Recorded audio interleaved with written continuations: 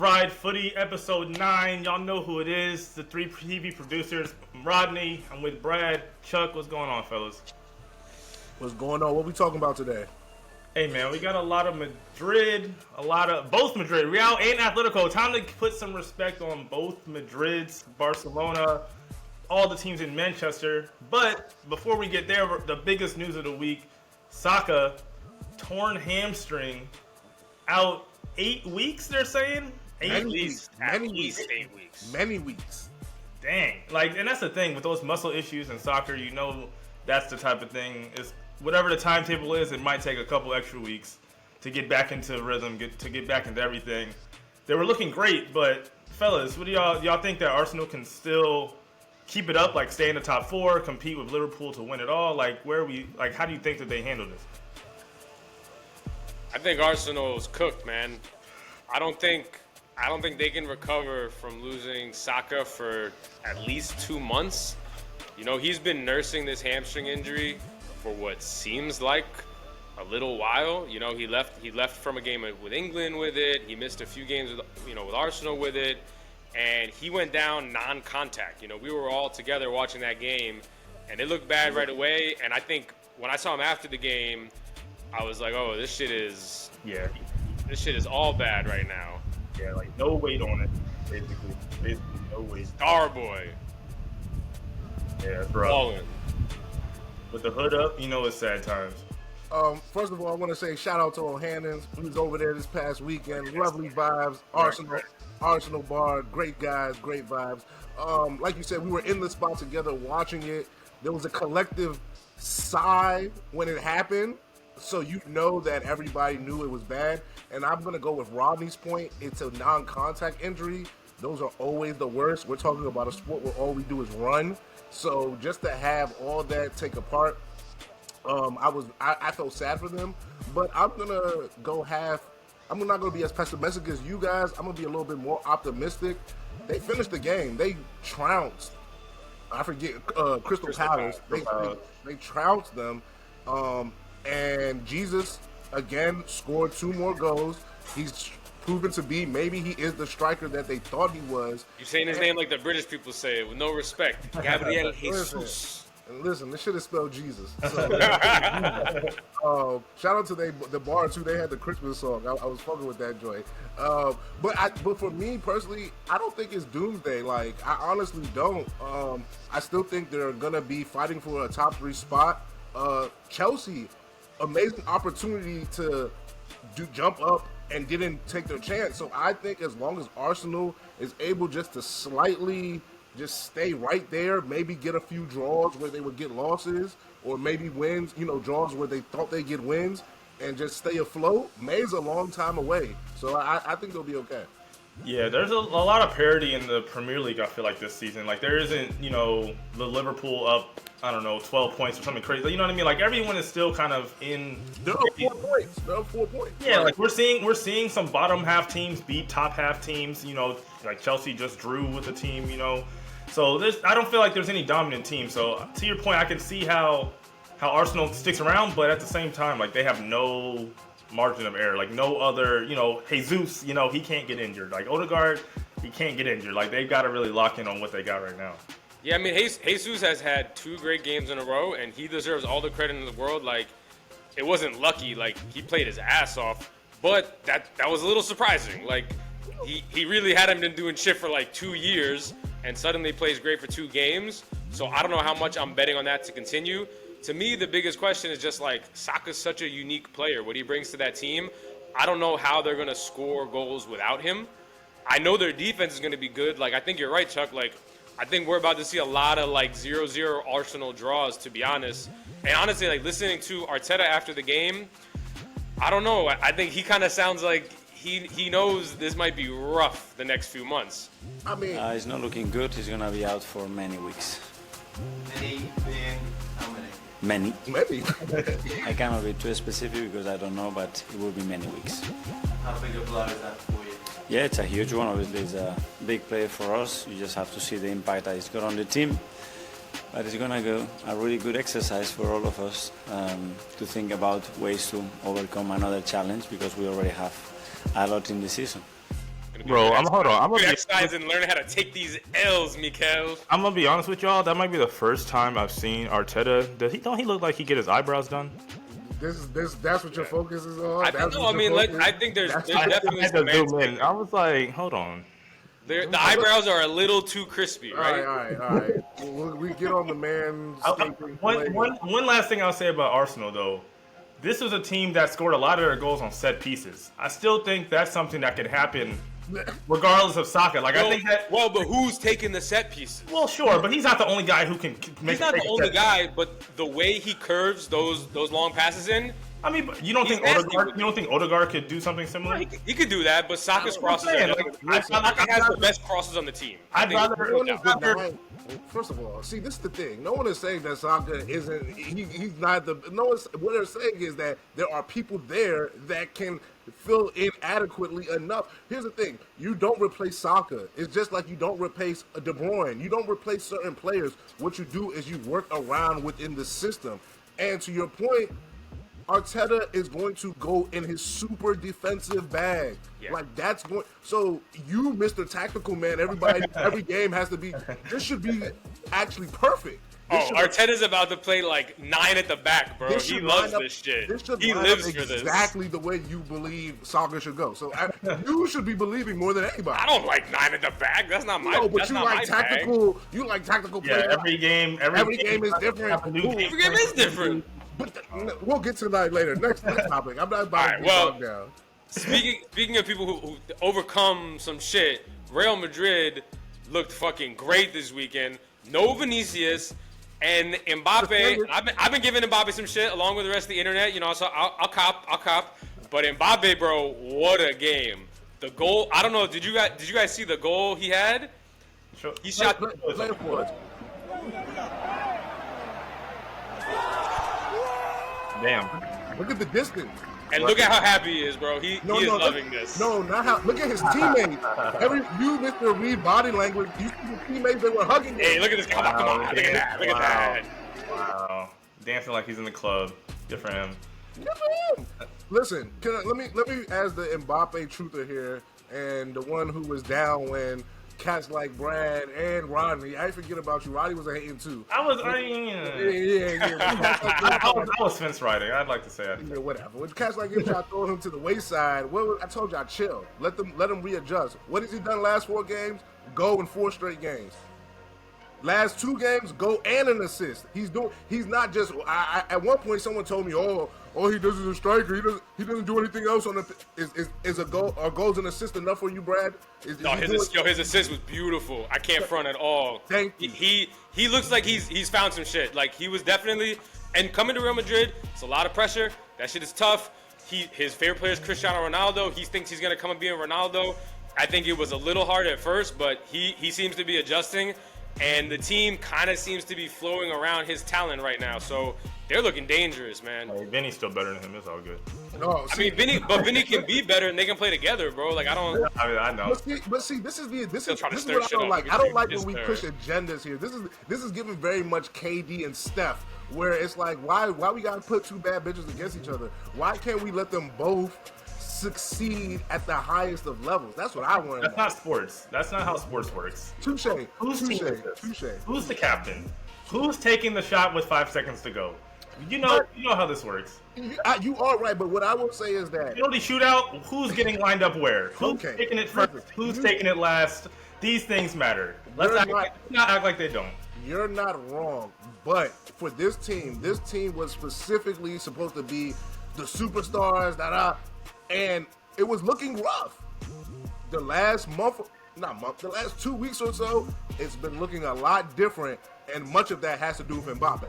Yeah, and Carlo Ancelotti deserves credit too, because like they had a real question. They had a huge question about what to do at center back, right? When they lost Eder Militao, and putting Tchouaméni from midfield down into center back has worked amazingly. Like his ball control, his passing, his dribbling, like having that guy, that kind of control in the back has been huge for them. My question for you guys is, like, right now, here today, who's winning La Liga? Atletico. Let's go. The number one in La Liga. I'm marking with Atletico. Which Madrid? Real. I'm going Atletico, man. There's something about them guys. Like how We'll get to them in how a they second, play but football. I'm gonna stake my flag down as well. I'm gonna say Real Madrid. You gotta. I think they got past it. I think we're about to see the hype that we thought we were gonna get. Can I change now because now that Brad is on my side? Picking Madrid was picking Real Madrid was so revolutionary by you, Chuck. How could I have thought of that myself? First of all, you were been hating this whole season on them about how they were supposed to, and they're not. And now that you're, I was looking for growth. We found the growth. You're a front runner. So now that you're jumping on, I have to jump off because I don't like your bad vibes. I'm going Barca. Just because Brad, listen, in my heart, I want Madrid. Because Brad wants Madrid, I want Barca now. Bro, Atletico, best defense in the league. They're going to get it done. Yo, maybe honestly, my favorite player to watch on Barca, I think, is not Barca. On Real Madrid is Federico Valverde. This dude only scores goals from, like, the middle of the field. I don't know if you saw this one. That's the only Fucking time madness. Shout out to the fan who took this video. Yeah, well, who put We'll up get the sued if animal we use the video? real video. Look at this shit! Who the fuck shoots from there? That's great. That's the only time he's getting a shot on the To be team. fair, Oh, what the? Mbappe shot from like three or 2 yards, like closer. Like, well, that's literally. Are you poo-pooing that goal? I'm not poo-pooing it. When I saw this in the doc, I was like, this guy is such a hater. Because he was like, look at this amazing goal. And I was like, okay. And then I was like, he literally shot from like 2 feet further than Mbappe. Get out of here. Like, Mbappe was just a goal. This one was, look at this. I gave Mbappe, no, I gave Mbappe love. Come on, be real. I gave Mbappe, that was a little further away. No, that was further away. That was further away. I'm saying it wasn't, but you acting like shot it from fucking center field or something. Like, I did. Okay, on the other side of Spain, on the other side, Chuck's boys, Barcelona have been without Lamine Yamal, and you know what Barcelona does without Lamine Yamal? They fucking lose. L. That's all they get without Lamine Yamal. L for Lamine, you don't got him. They drop down to 3rd place. Fucking sad. Atletico Madrid takes up 1st place. What did you guys think of this game? Chuck, speak on your boys, Chuck. okay, so I was the guys who told you don't worry about Barca. They'll be fine. And I'm actually. Can you play actually? Because I'm in agreement with their coach. Because I actually think they played well.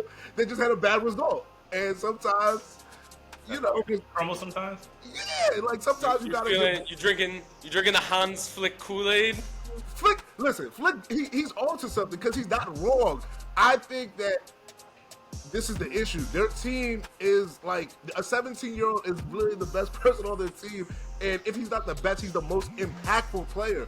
And when you don't have the most impactful player on your team, that changes everything. Like Ladowski, Omo, they have guys who can score. They have guys who, even in this game versus Athletic, they were getting chances. They had opportunities. They just were not converting or finishing them in the way they should.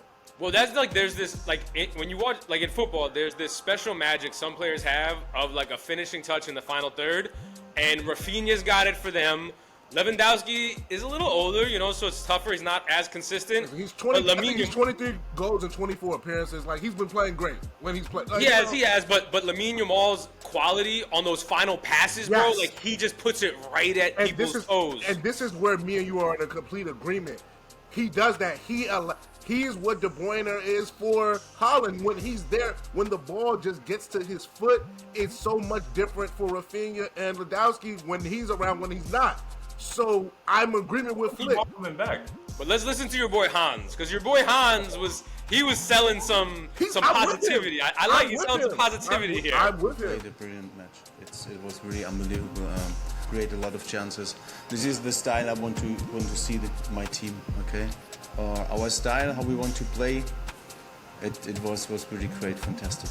Fantastic. I love the style of taking. I love to hold this L. What a style. It's First fantastic. of all, see, this is nasty Brilliant. work. He's being honest, bro. They They played okay. They played good, bro. Sometimes the ball doesn't go into the back of the net. That doesn't mean that everything needs to be They would just go tactical and change everything and then bring 3 people. Like, no, relax. Lamine wasn't there. If he really wanted to tell y'all, if I had my fucking teenager super kid, I wouldn't even be here right now. But I can't say that because, you know, I'm the coach. But I'm agreeing with him. Like, let's not blow this all over. And Rodney, can we give some love to the actual winners? Like, I mean, I haven't been saying much. I've been waiting. I'm even talking about losing for so long. You done gave me Barca since they might. So I'm gonna let you get Madrid. That's why you done gave me Barca. So. Bro, at the end of the day, Madrid, it's just, I appreciate it because they don't have, I mean, they have good players. Like Griezmann, good. Julian Alvarez, good. Oh. They don't have, but like they don't have any superstar. This is like, it's like a Disney movie. Like everyone just hands in on three. We're all going to do our part. Everyone knows their role. Everyone hustle back on defense. Bro, they got world-class players. Don't make them the little giants. Everyone's talking about Barca. Everyone's talking about Real Madrid and how much players that they have, and they're looking to buy more. Atletico, they like who they have in the locker room. Haven't seen one rumor about Atletico. To be fair, people are saying they might be the deepest team in all of Europe. They don't need it. That's what I'm saying. It's not about one guy. It's one band, one sound. That's what we do. That's what they do in Atletico. We can tell because they've only given up 12 goals in all of the league so far. That's 12 goals in 18 games. That's bro. That's different. They have one L all season. Yes, the 12 straight wins to me is probably the most impressive, but not to be a Debbie Downer or anything. When you look at that goal differential, Real Madrid and Barca have a better goal differential. The goal differential overrated. As a Tottenham fan who has the third highest goal differential in the Premier League. Well, because you guys beat up on bad teams. We're not talking about that. We're talking about real competition here. With these guys, like, there's something to be said about how good they are defensively. But when they're going to go against, they found a way this past week.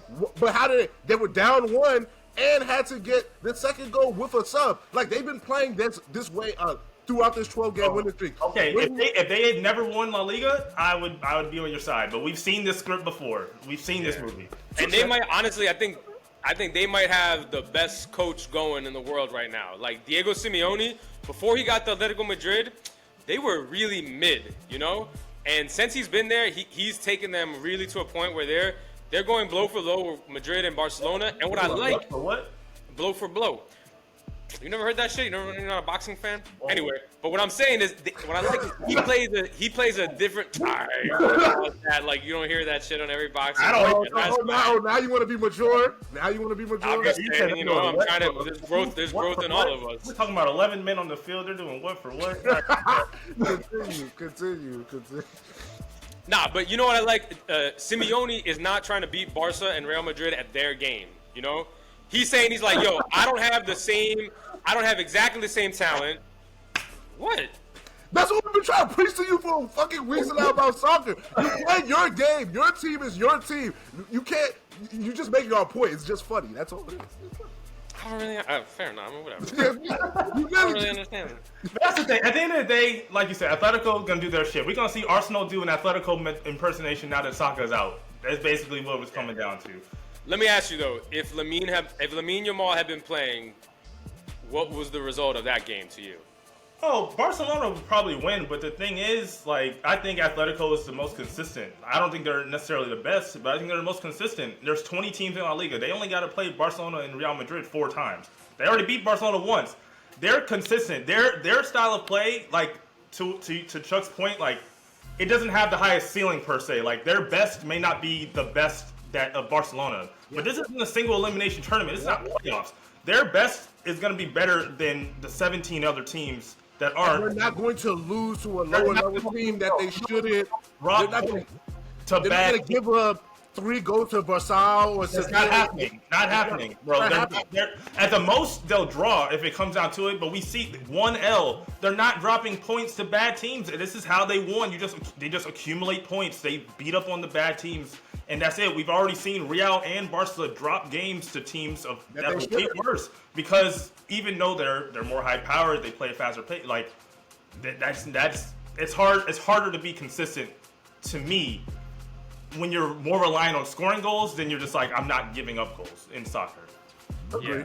I think a team that can maybe take some lessons from Atletico Madrid is on the red side of Manchester, because this weekend Manchester let Bournemouth come into Old Trafford and just fucking run wild.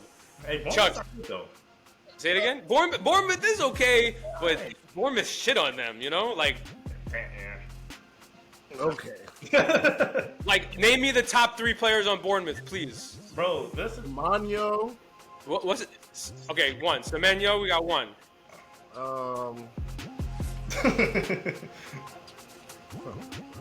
Man, look, man, they got their ass bust. I'm just saying. It happens, bro. Listen, all right, this. Let me get this out the way, and then I'll let you guys rap poetic. Look, it's been up and down since Ruben's been. It was highs to start, boom, boom, boom, beat Man City, fucking frauds. And then, we lost some games we probably should have. We haven't really played. I think the biggest issue with Ruben, or not the issue, but what I've taken away is that this is a team that is trying to be more offensive or attack-minded than they probably have the talent for. And while we gave a lot of shit to Ten Hag, what he did wasn't his team didn't concede goals. Like, that's one thing they weren't doing. And I think for Ruben, this whole hey, we're gonna switch from defense. We're gonna quick adjustment that turn defense to offense. It sounds good in theory, but if you don't have the players, you end up doing things like making mistakes in the back half or the back end, and then giving up quick and easy chances and goals. So for me, it's more of, hey, let's regroup. Let's get to this transfer window. Let's see if we can get some new players in here and then go all in. But it's bad, and I'm gonna take the good and the bad as they come for the rest of the season. Yeah, I think it's hard to judge so far because he's taken a group of players playing in one system and totally switched it up on them. And the guy that I thought was most disappointing to me was Bruno Fernandes, who was getting the ball in great positions and his finishing was just rough. Like, he was getting the ball straight in front of goal and not even hitting the target, not even making the goalie work. I mean, look, at the end of the day, Man U just don't got the players, man. I try to tell y'all this once again a month ago. They got a lot of overrated, overplayed players. And I'm not even gonna do too much on Bruno. Like, since he's been on Man U, he's probably been the best. Yes, he didn't play well this past weekend, but I saw a crazy stat at his time at Man U. He's either assisted or scored on 52% of all Man U goals. But that number is not that high of how many goals they actually got. That's my point. He's been the best fucking player we did. Literally, you're making my points a lot today for me, man. You're making a lot of my points for me. But I'm saying if he was better, maybe they would produce a higher total of goals. Is what I'm saying. Or maybe they're not producing any more goals, so he is the highest that they have. You can do this anyway. Yeah, but Bruno's position as a creative midfielder is to facilitate offense. And I think one of the big things with Bruno is that people haven't. Bro, he's not doing a good job. Who's he facilitating to? That's what I'm saying. And he's done it at a pretty high clip at that. That's all I want to know. Who's he facilitating? Because I don't really see. I mean, Ahmad is cool, but people was trying to tell me Garnacho was nice. That's when I knew. I was like, these boys are in trouble. The defense, the way Bournemouth was passing through Manchester United like they were mid-2000s Barcelona, bro. Play the video. It's not. I'm saying they're good, but if you look at the talent level, Manchester United's talent level is way above. Above. No, it's not. No, that's a problem, and that's a problem, and that's a problem right there. We're doing this name thing. We're doing names. It's transfer fees. So what? Transfer fee does not equivalent to anything. That doesn't mean anything. Yes, it does. It equivalents to your market value, which is a reflection of how good you are. That's not how this. That's the problem. Market value. Okay. You gotta watch the game. Literally, you watch the game, and you was way more. Literally, people's market value has a lot to do with who they are, and what we think they are. The same player, if he plays in fucking Poland versus if he plays in England, has a $20 million or €20 market value boost. Yes, in theory, it would work out like that, but we got eyes. Yeah, no, there's no way you watched the game and felt like Man U had more talent. At the end of the day, there's just no way. We just watched the clip. There's no way you thought that Man U was more talented. We just watched the clip. I did. I thought Bournemouth looked like a team that has been coached really well and really consistently. Their coach has been there for a couple years, Iriola, and he's got them in a system that really works for them.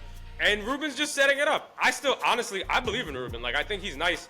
His press conference after the game, though, like, I think he's starting to see that there's a lot of, like, little random problems with Man U. Like you were talking about, Chuck. They don't pay their employees. You got fucking water coming out the ceiling. Check this out. In this moment, everything is so hard. I don't want in this a club like Manchester United to lose 3-0 at home. It's really tough for everybody, and of course the fans are really disappointed and tired of this moment. You can feel it in the stadium, even in the first play, and I understand that. But we have to face it. Yeah, but so that was the beginning of his press conference. But then he found out the real side of Man U. The real Not about the interview, about the performance. Nah, Like a Ponzi scheme. Yeah. Bro, my guy looks embarrassed. Listen, I like Ruben. Ruben seems to take everything on the chin, so I fucks with Ruben. Yeah, did you also hear that they found mice droppings in the Manchester United concessions, and they lowered their like quality from a 4 out of 5 to a 2 out of 5? Damn, they skipped 3. Damn. You got a pest problem. They skipped 3. They were like, this is a heavy downgrade. Shit on Manchester United Day, huh? Yeah, well, the other side of Manchester is sadly not any better, unfortunately, because Manchester City just took another. Just they got dominated. I mean, the scoreline was 2-1 to Aston Villa. And De Bruyne played. De Bruyne didn't play. That was needed. That's all. Nah, he didn't play, but Villa could have won 5-1. Like they dominated Man City. Man City got a cheap goal at the end. But I don't know if you guys had a chance to see that game. If you had any thoughts there. Yeah, they're not that good of a team. I don't know why we keep. Every time you keep doing like, oh, they're gonna get there, they're gonna do this. This person needs to come back. This person needs to do this, and then every time we watch, they just keep like. When I watched some of that game, it just seemed like they didn't really care as much. Like not even off of Aston Villa just seemed to be like doing something so much better. It just seemed as though like Man City was like, yo, if the ball isn't here or isn't in the exact place, we're not going to take the extra 2 steps to go. That's one thing about Man City I've been saying when watching them. Like, they either look, maybe they don't look like they don't care, or they just look old and slow. They lose 50-50 balls all the time in the mid. Maybe that's it. Maybe they are just old, but... Yeah, but they, I mean, we saw Gudjon, talking about, how he may not be built for this cardio these days. So I just think that they're old and slow, especially in the midfield. Even though some of those guys are skilled, but, like, they just get out-hustled. There was what's the first goal where it was just like, yo, stop the ball. Like, Duke, stop getting pushed off the, like, you are a defender. You have just as much right to the ball. And it's just like, no, we're just going to let. So, I mean, if you're supposed to be Man City, the great club they are, I think effort shouldn't be what we're concerned about. And to me, that seems to be the biggest concern. Yeah, we can't judge them off their previous title. It's about to be 2025. And that's another thing.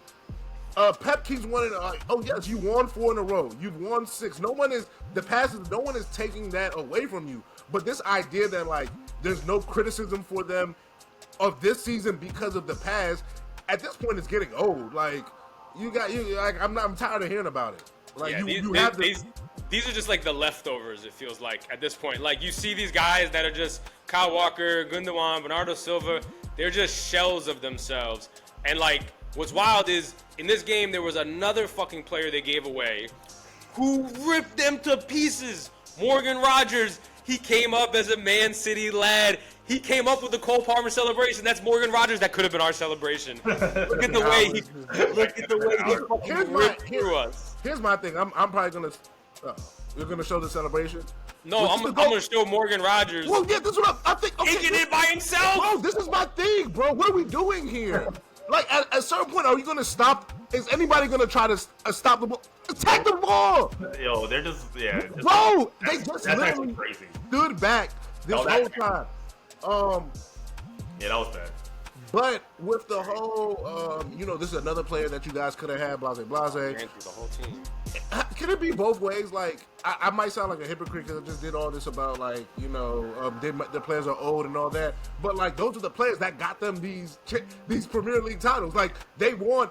Was it Pep who was like, shout out, he didn't say these exact words, but he's like, shout out to Morgan and Palmer, but we won the treble. Like, there's no, you can't have it both ways where it's like, oh, he only wants these stars, he only wants his players. He didn't develop these guys versus now all these guys are gone. Well, yeah, they're gone because he was deploying all these guys when they were winning. If he didn't, these guys would have had a chance to play, and you might not have 6 premier. So which one is it? Is it that, hey, we don't have them, we're not good now, and we don't have the farm system that we did, and we want to, we want to live, we want to make, cry about not having this and that guy, or hey, we got money for some people. We had great players at the time who were playing, and these guys wouldn't have played. Palmer and Rodgers would not have played the last couple seasons in the way that y'all wanted to play if you were still going for your time. So I'm really confused what Man City is actually really about at this point, or what they're actually crying about more than anything. I think it's tough, and you see this with a lot of great teams, is they fall in love with their aging players, and they give them loyalty, and like on a human level, I get it. Like, Kyle Walker has been an amazing player. Bernardo Silva's been incredible. Gundogan, these guys have been great. De Bruyne, but I think they kind of fell in love with the team, and they forgot that it's a what have you done for me lately business. You need that next generation coming in. Injuries are coming. You can't act stupid like, oh, wow, our team got hurt. We got no one left. It's like, that's why you have to have them ready. And I agree, but if you do that, you have to sometimes sacrifice the present, which would have been 2-3 years ago. It sounds good now when the checks are ready to cash to say, hey, well, why we weren't prepared. But in 2021, if I was saying, hey, man, sit De Bruyne so Palmer can play more, I don't think any of you guys are jacking that. So, like, once again, I just don't understand what the actual conversation is other than be better now. Play with some emotion and some heart now. That ain't got shit to do with Palmer, Rodgers, and anybody else who you lost over the last couple of years. You want to check in with Pep after the game? Our boy? Do you need to maybe try something different from what you've already tried so far to get out of this run? I have to do it, yeah. What do you think that could be? Back my players. What? That is what I've been different. Back my players. Back. Pep, thank you. Listen, I thought you said something else. Look at the side of his head. Are those fucking finger marks? bro, the man is unwell. I keep trying to tell y'all. Yeah, I thought that was coming from my screen. Yeah, no, he going through it. He's unwell, bro. I don't know why y'all acting like this is normal behavior, but he's unwell. He's been unwell for some time now. Unless that was his girl the night before. You never know. All right, man. One other guy, they caught up with one other guy after the game who, you know, when we were hanging out with all those Arsenal fans, like, they love talking about how Haaland got humbled. And I haven't heard a lot of interviews recently with Haaland. He's been staying kind of low, which is like, I get that. But I wanted to see, you guys thought, does it sound like Erling Haaland has been humbled to you? And first I'm looking at is myself. I haven't been doing things good enough. I haven't been scoring my chances and everything. So I have to do better. It's a lot on me, and I haven't been good enough. Honestly, I respect that. At least if you're gonna be the best player, which he is, like, you got to take it on the chin. Like, they're not scoring enough goals. You're the main guy supposed to be scoring goals. So to answer your question, yes, he seems like he's been humbled, but at least he's taking it in stride. I would hate for him to start talking about injuries and shifting blame. Like, respect at least. I was told he was the best scorer and finisher in the world, so I don't want to hear anything from him personally. One last question on Man City.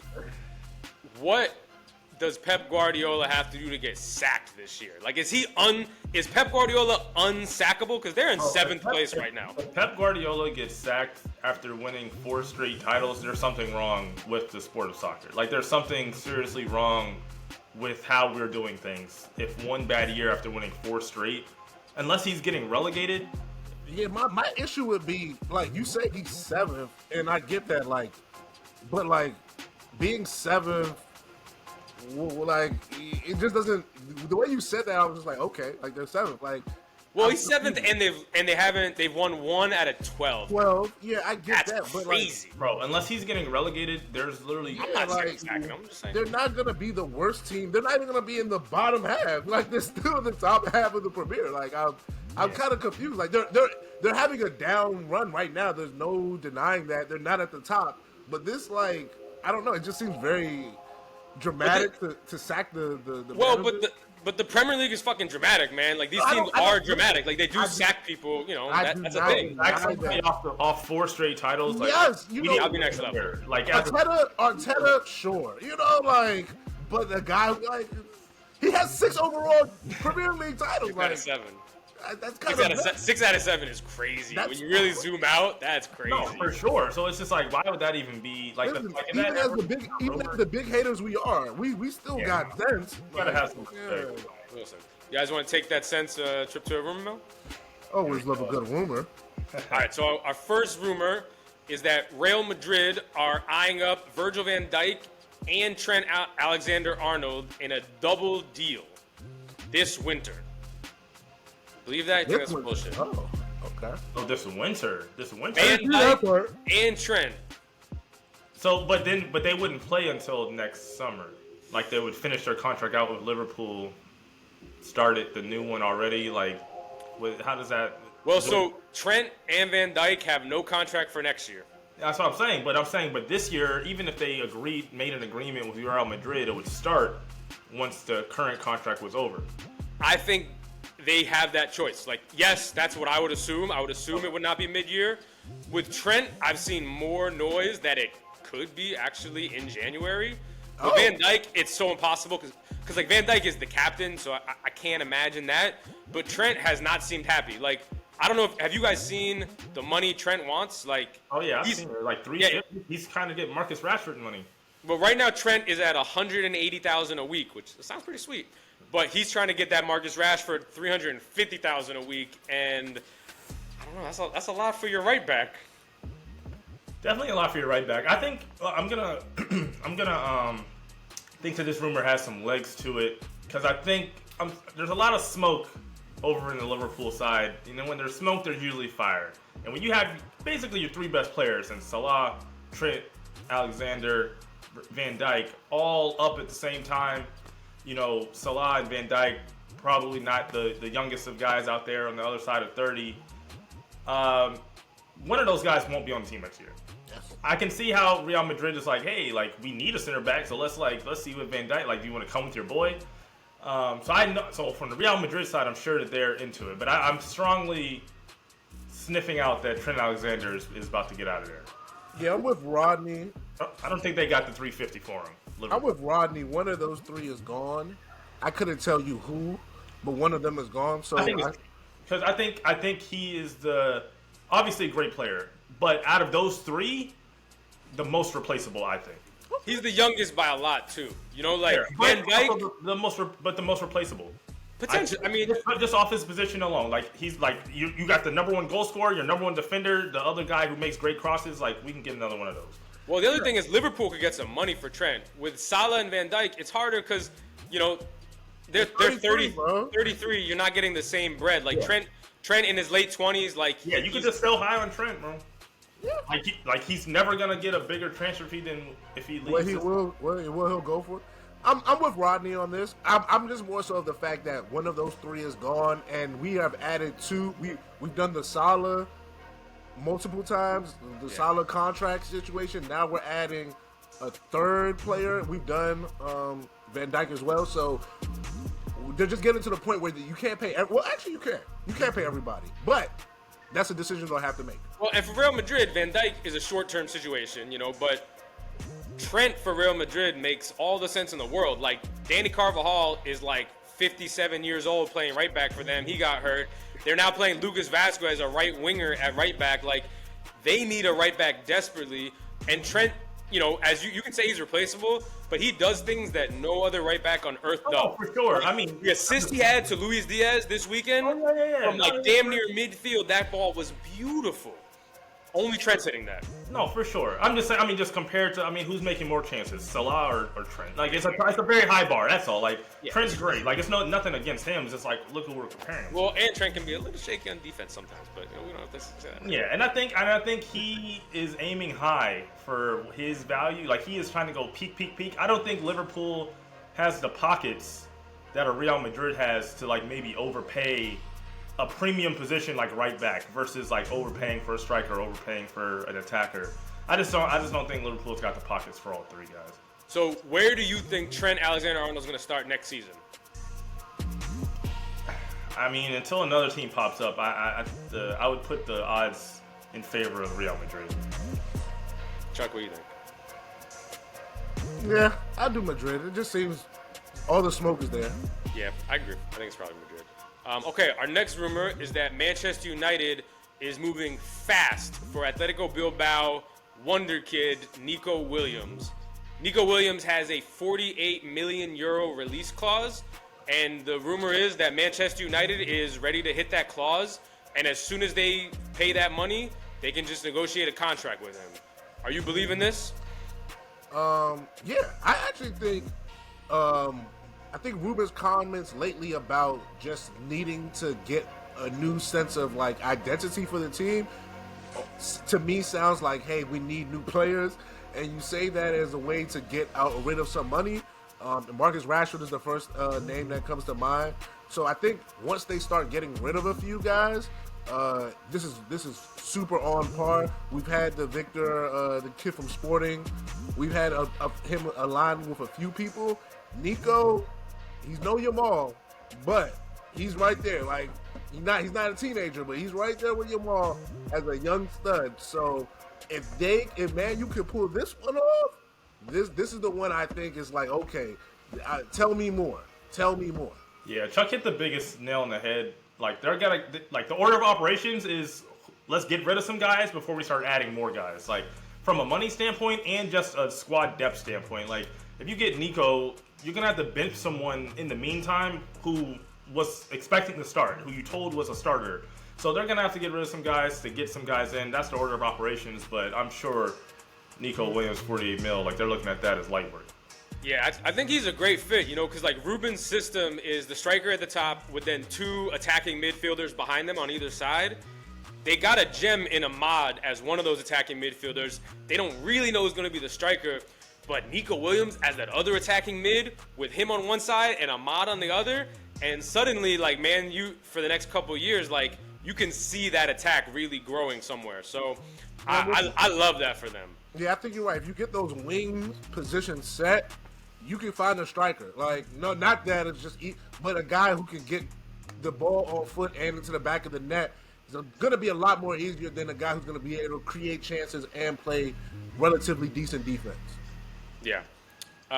Okay, our final rumor is that Man City is going to, quote, go big on backing Pep Guardiola in this January transfer window. They are anticipating picking up 4 players, they said, specifically in midfield as the priority, a backup striker, center back, and a right back. What do you guys think? Do you think this is going to pass? They're seeing everything that we're seeing. Pep said it himself. He's got to back the players. I think, yeah. I mean, we all have eyes. We all seen the same things. I love it. Man City is, lacking. So. The Ballon d'Or player of the year hasn't played for them.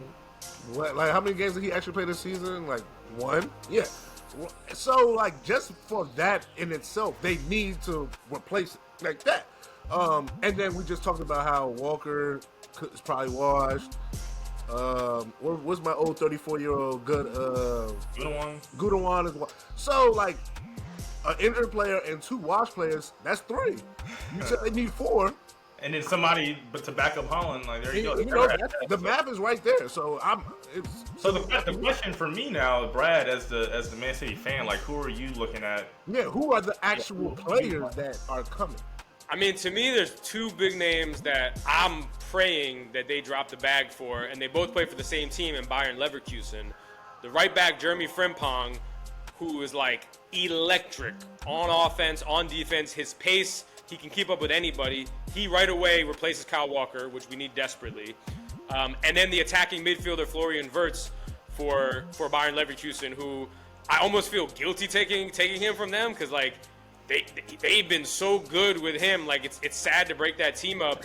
But I think Man City might. It's so sad. You seem real. Yeah, it's like Man City's being these like fucking vampires, like just like creating this like extended life by sucking the blood out of Bayern Leverkusen. But I think those are the two big guys because I think the offense offense needs something for sure, you know.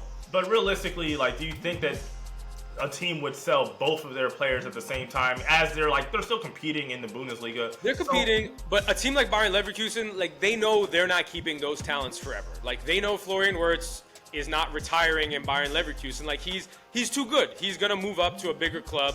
They're traditionally like the third or fourth biggest club in Germany. So I think those two could be really good. I don't know. Also, there's my boy. After the season they had last year, I feel like I don't know. It's like, how are they doing in Champions League? Are they doing good? No, they're doing good. They're like top 8. Yeah, that's what I'm saying. So like at some point, like obviously they're not gonna keep everyone, but for them, I don't think it's just a guarantee. They're just like, all right, like we've done the best that we've ever had. We have a team on the rise, and now we're just gonna sell our guys. Unless those players are actively asking to leave, that seems like a very sweet position for everyone involved. Well, let me ask you: if you were like Jeremy Frimpong or Florian Wirtz, and Man City comes calling and they say, "Hey, we're gonna double your wages," is that enough to go to them, or do you think maybe I'll wait for a team that is like on the up more that's still gonna pay me well? You know.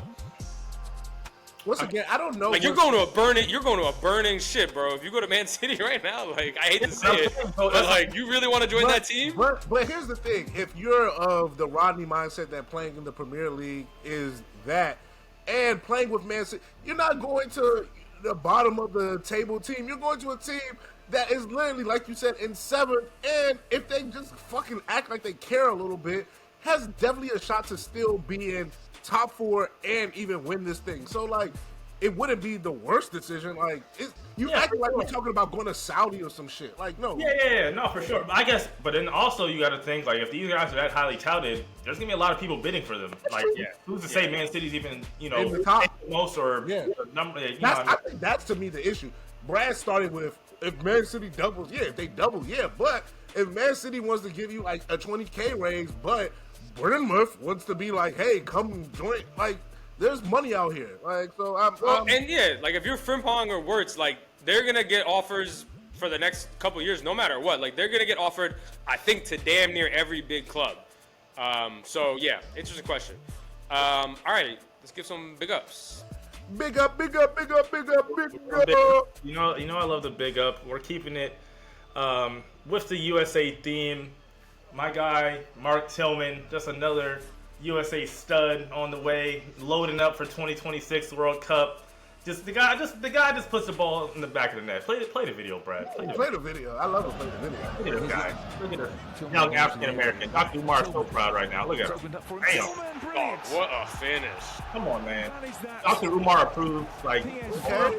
So, I like that he's in a European league. You know, I'm glad you didn't have me watching no MLS cat. Bro, PSV Eindhoven. You know, bro. None of the people that we've talked about on this podcast that play for Team USA that we pick up have been. They're all playing in Europe. That's the thing. Like, I'm just making sure that you ain't have me looking at playing some plumbers and some tech.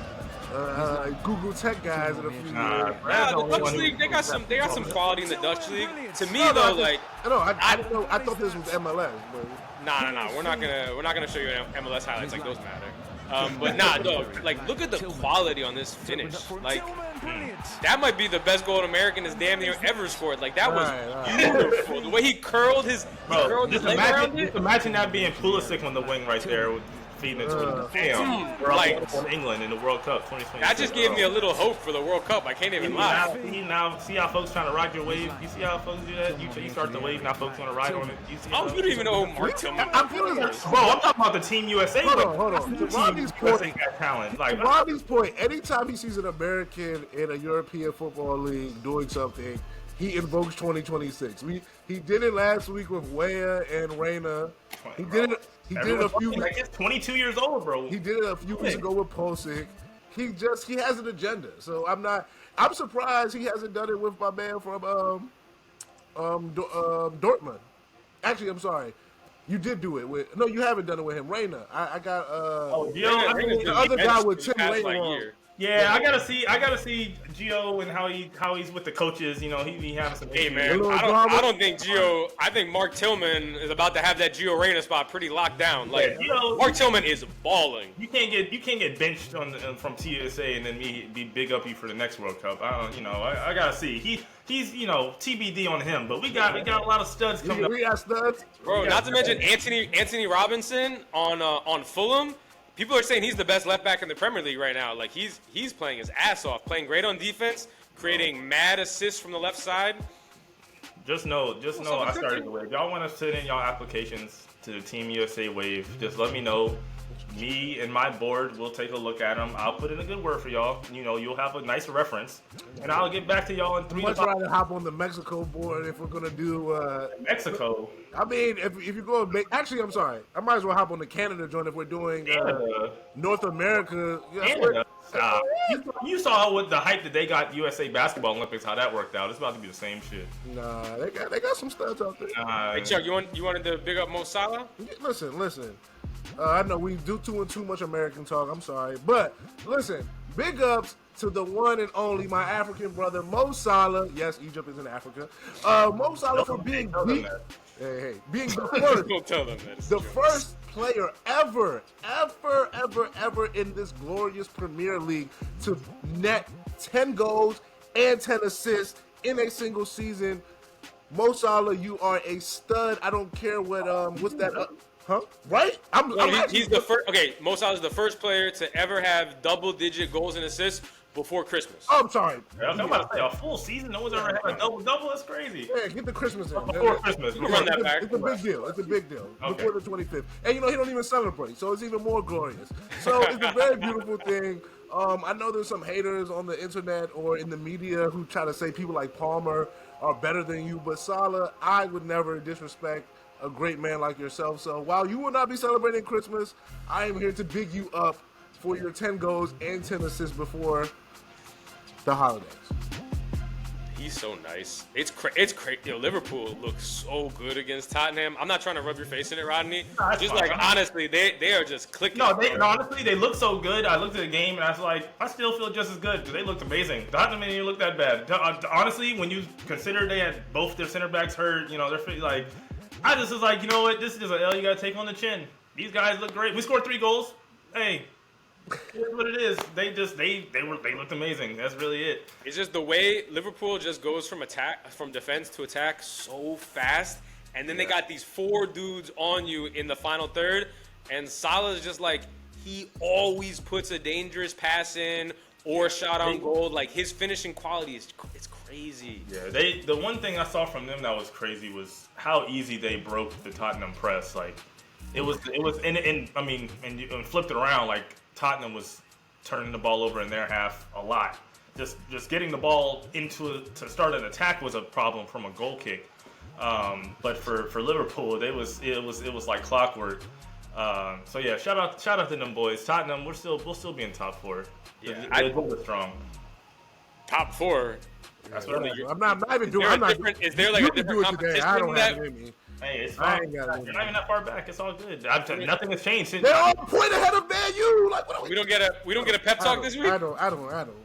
We don't get a pep talk this week. I do need a pep talk. Who they play? They need one. Lord knows they give up 6 goals, bro. Brad, big up somebody. I'm gonna look up who they play. You big up. You big up somebody. I gotta see. I'm gonna big up Brazil for their creativity in the world of football. Some Brazilian Vince McMahon thought this shit up, and we call this Fat Footie. Fat Footie, okay. Oh, I've seen this. Oh, I thought this was something different. Oh, shit. Oh! Lopina made it goals nice. Chill, they're down 4-1. Relax. He's not. Damn. Oh, come on. Use your body. That was a nice finish. Way to use your body. Way to use your body. Hey, I will say though, if they played on a full-size field, them boys with the pizza jerseys not winning. They got to play on this mini-ass indoor field to run to. I like your thought process, but on the flip side, if they do play on the Open field, look at them go, bro. if they play I on mean, the it's fast, bro. If they play on the open field, The control. are cats going to be able to, like, my other cats on the other side, are they going to be able to, like, get it up? You know what I mean? Like, not like, you know what, like, What do you mean? just as far as, like, get the ball all the way up the pitch, like, They'll have some space to run around these guys. yeah, but still, there's still, This is like fighting somebody inside a bathroom. Like you know what I'm saying? Like reach doesn't matter anymore. Like, the confined space helps both parties. No, it does not. The confined space helps one side more than the other side. I feel as though the little cats, if you put them all out in space, when they get closer to the, it's going to turn bad. Oh, look at him go, yo! You put that guy in open space down the sideline, he's gone. Like, what do you mean? But my thing is that my big cousins is just going to be cherry picking. Like, they're not going. Like, that's what I would do. I would just get my big ass back, and that's what I'm saying. I think it causes some different tactical issues. Is all. That's fine, but okay, then they're back, and you think these big ass dudes is about to counterattack? Like, what are we saying? Like, I can't believe you're out here believing in fucking Erling Hollandaise sauce. Like, come on, bro. Like, that's not happening. Listen, I believe in fat people sometimes. Right? Nah, this is. I mean, respect for them for being out there. You know, shout out to their joints. But there's no way on a regular field that them boys are even finishing the game. Wow. Okay. That's right. They're really wearing pizza jerseys. Like let's be serious. I mean, you know, it's consistency. I love that. Rodney, did you have time to think of a pep talk that could possibly help Oh Tom? no, I already had the pep talk. I just wanted to make sure I got the opponent right. So we're all good. You know, so let me tap in. Everybody, you guys, turn your cameras off real quick. I gotta talk to Tottenham real quick because you know these boys let me down. I didn't tell y'all, but I put some money on their money line, and and I felt like I should have just donated to charity. It was not a good look. But you know what, boys, we're back. We got Nottingham Forest up next. Who the fuck is Nottingham Forest? Not even worried about them. They're nice. They're nice this year. Not Great worried about defense. Nottingham Top Forest. 5. Not worried top 5. And that's exactly why we need to win this game, because we're trying to get into the top 5. You see your prey in front of you, what do? You go attack. Now's not the time to be timid. Now's the time to get what you want. You got to say, are you a man or are you a boy? Do you get what you ask for or do you get what you need? Like, what are we talking about here? What you ask for. Solanke, shout out to you for getting on the board. I've been wondering where my striker was. Good little hit, you know, got Van Dijk on a little, you know, over his head. Boom, you know. Fight. I saw a lot of fight from these boys. Archie Gray, I see you in center back doing your thing. I see you. Doing his thing? They gave up 6 goals. He was doing his thing. You notice I didn't say. What was that? Fucking letting Mo Salah run by him? He was doing. It could have been like 9-3 if he wasn't out there hustling. He was. No, as somebody who literally texted me in the first half that Archie Gray was saving goals. Keyword was saving goals. Okay, 30 minutes. There was goals saved. He did his job. Dragusin on the other side, I'm gonna cut his damn ponytail off. He didn't do shit. I can't stand his ass. But it's all good. Spence, he did all right. We're gonna work on that. Poro, he's cool. Wait, hey, Ainge, I love what you're doing, but we're gonna need Brendan Johnson back on that right side. Kulu, you might have to see the bench for this day and be a little. Wait, so you put how much money on the Tottenham Liverpool money line? I didn't disclose that number for a very particular reason. I'm not gonna repeat that on the airwaves. But just one other question: was that a fried decision or was that like pre the fried? No, it wasn't. It was early. It was the morning, bro. Come on, man. I was just trying to. I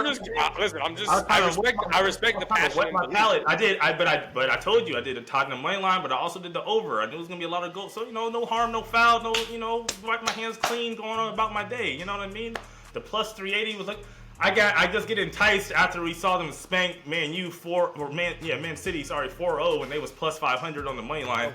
I just had to just sprinkle a little something just to respect my boys. That's all. All right, gentlemen. Well, that's about all we got for these fine people. Fried Footy today. Shout out to you, Fried the Footies, over 4,000 subscribers. Yeah, now follow us on Instagram next. The hell? Yeah, run up the Instagram next. Don't be in the DMs though. Enjoy your boxing. Maybe what we got in the DM. Maybe if that's what they want, we can get in the DMs. Depending on who we talking about. I mean, All right, we're gonna cut that there. Just let me know. I could be an admin on the account if you want me to. I could be an admin on the account, and that's when I get up and walk. Okay, that's a wrap for us.